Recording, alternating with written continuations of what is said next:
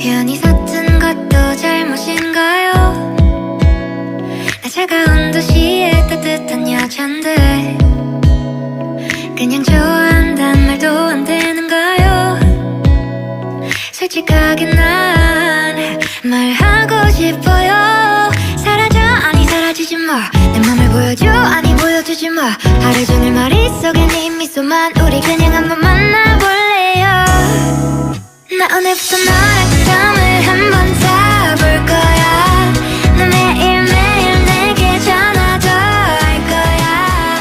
밀가루 못 먹는 나를 Assalamualaikum warahmatullahi wabarakatuh. Waalaikumsalam warahmatullahi wabarakatuh. Selamat sore Pak, terima kasih kami ucapkan karena Bapak telah meluangkan waktunya dan sudi bersama kami dalam kegiatan menyelesaikan tugas modul 3.1 yaitu mewawancarai kepala sekolah yang berhubungan dengan nilai-nilai pengambilan keputusan berdasarkan nilai-nilai kebajikan Pak.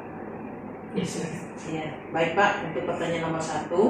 Selama ini bagaimana Bapak dapat mengidentifikasikan kasus-kasus yang merupakan dilema etika atau rujukan moral Pak? Nah, yang pertama mengingat akan berakhirnya tahun pembelajaran 2022-2023 khusus untuk kelas 12 ada banyak permasalahan dan dilema yang saya hadapi, terutama masukan dari guru-guru, kemudian masukan dari para ketua jurusan atau kelompok kalian ditambah dengan wakil. Dilema yang pertama berkaitan nanti dengan kelulusan peserta didik. Kita tahu dalam waktu dekat akan dilaksanakan uji kompetensi keahlian dan ujian sekolah. Yang mana dua kegiatan ini artinya nanti akan menentukan apakah peserta didik tersebut lulus atau tidaknya. Berkaitan dengan dilema yang saya hadapi, pertama ada informasi bahwa beberapa peserta didik kita jarang masuk sekolah, kemudian nanti tiba-tiba pada saat pelaksanaan ujian datang dan mengikuti ujian dan lulus. Jadi berdasarkan hal di atas, dilema yang pertama adalah berkaitan dengan masukan dari pendidik sendiri. Ini kalau dalam bahasa Melayu dikatakan sedap betul anaknya, datang hanya ujian, tiba-tiba nanti lulus. Kami yang datang tiap hari ini belum tentu lulus dan sebagai nilai. Jadi berdasarkan tersebut kita sudah mengidentifikasi dan coba memanggil wali kelas, presiden wali kelas, kemudian dengan ketua program keahlian dan wakil-wakil bagaimana kelanjutannya. Kalau berdasarkan dilema, susah.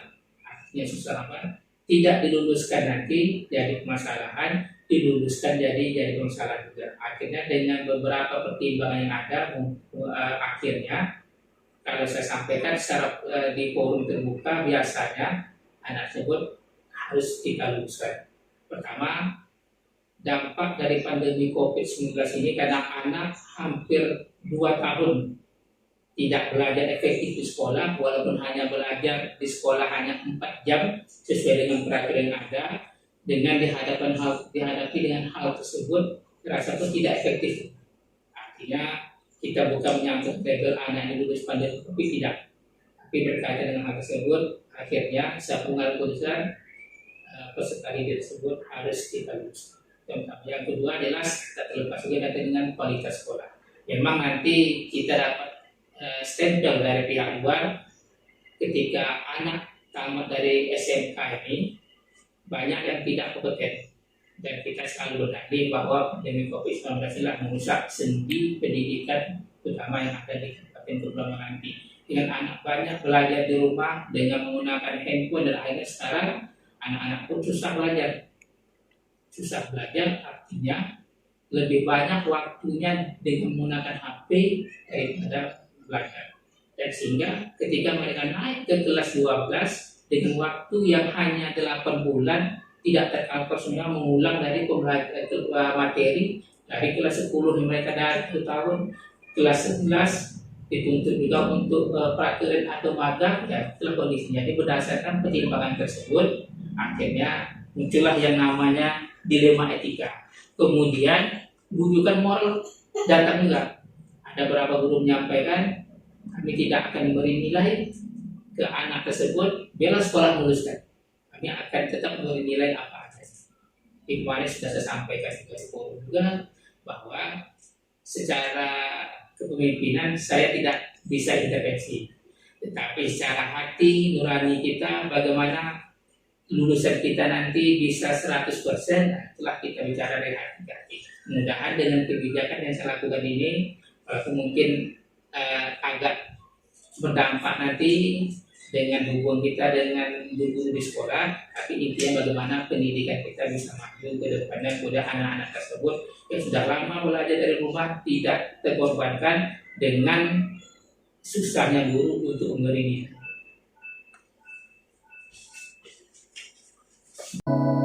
편히 섰은 것도 잘못인가요?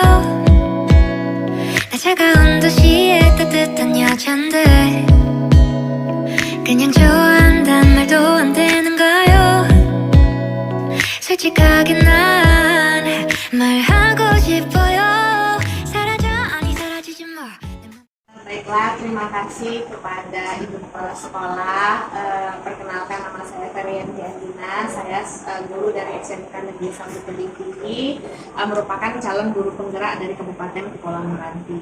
Di sini kami ditugaskan untuk mewawancarai kepala sekolah hebat tentang bagaimana Bapak atau Ibu mengambil keputusan di dalam tugasnya sebagai kepala sekolah, terutama dalam pengambilan keputusan terkait dilema etika dan rujukan moral. Baik, terima kasih ya. Saya ucapkan juga selamat datang dan juga terima kasih sudah berkenan mewawancara saya. Baik Bu, kita masuk ke pertanyaan pertama saja. Selama ini bagaimana cara Ibu mengidentifikasi kasus yang merupakan dilema etika atau rujukan moral sebagai kepala sekolah? Kasus dilema etika di dunia pendidikan tentu sering sekali kita temukan ya, yaitu dalam hal-hal anak-anak yang berkaitan dengan anak-anak. Ya, contohnya anak kita kan sebenarnya beragam dan bermacam-macam. Kami terus terang aja di sekolah ini tidak menyaring anak, artinya tidak memilih anak yang kita saja. Artinya semua anak punya kesempatan untuk belajar bersama di sekolah kami. Nah, karena hal itu kita menemukan berbagai jenis karakter, kompetensi, kemampuan anak juga. Nah, dalam hal keputusan-keputusan tertentu, seperti anak-anak nanti rupanya di antara anak yang kita rekrut ada yang bermasalah, mungkin anak yang punya kebutuhan khusus atau anak yang rupanya punya bawaan penyakit yang sebelumnya kita tidak tahu. Nah, dan masalah-masalah yang dimiliki anak ini menjadi penghalang bagi anak untuk belajar atau mengikuti pelajaran dengan baik. Nah, ini menjadi dilema bagi kita. Apakah anak ini di tengah jalan kita berhentikan atau apakah kita harus duduk terus? Nah, kalau ada masalah seperti ini, kita sudah temukan yang masalahnya. Tentu kita pertama yang saya lakukan adalah mengajak Bapak Ibu guru untuk diskusi untuk mencari solusi bersama bagaimana kita menyelesaikan masalah yang kita temukan ini. Nah, seperti itu. Terima kasih Bu. Pertanyaan 편히 섰은 것도 잘못인가요? 나 차가운 도시의 따뜻한 여잔데 그냥 좋아한단 말도 안 되는가요? 솔직하게 난 말하고 싶어요. Baiklah Bapak, selamat pagi. Terima kasih atas waktu yang sudah Bapak berikan kepada saya. Perkenalkan, nama saya Ferianti Andina. Saya merupakan salah satu guru dari SMK Negeri 1 Tebing Tinggi yang merupakan salah satu calon guru penggerak. Di sini kami diberi tugas untuk mewawancarai kepala sekolah hebat tentang bagaimana pengambilan keputusan yang terkait dengan dilema etika dan rujukan moral. Terima kasih atas waktunya Pak. Baiklah, kita masuk ke pertanyaan pertama Pak. Bagaimana Bapak bisa mengidentifikasi antara dilema etika dan rujukan moral?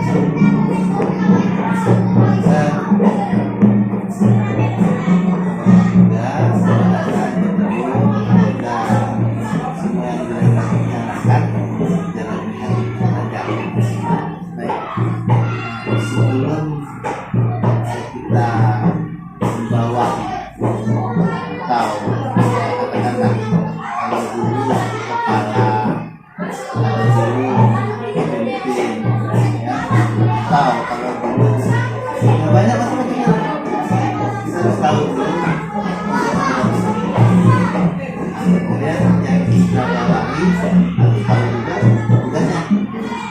kalau kita sudah tahu tugasnya dan tugas kita, nah di situ akan jelas relnya itu. Nah, jadi dengan tugas saya, dia tidak akan bersinggungan dan tidak akan bertabrakan. Nah, kemudian langkah selanjutnya dia tahu kita tahu dia. Oke. Dan kalau sudah tahu, maka pertama yang harus dilakukan, ambil hatinya dulu. Kalau dia sudah care sama kita ngomong apa, selagi itu ya, insya Allah.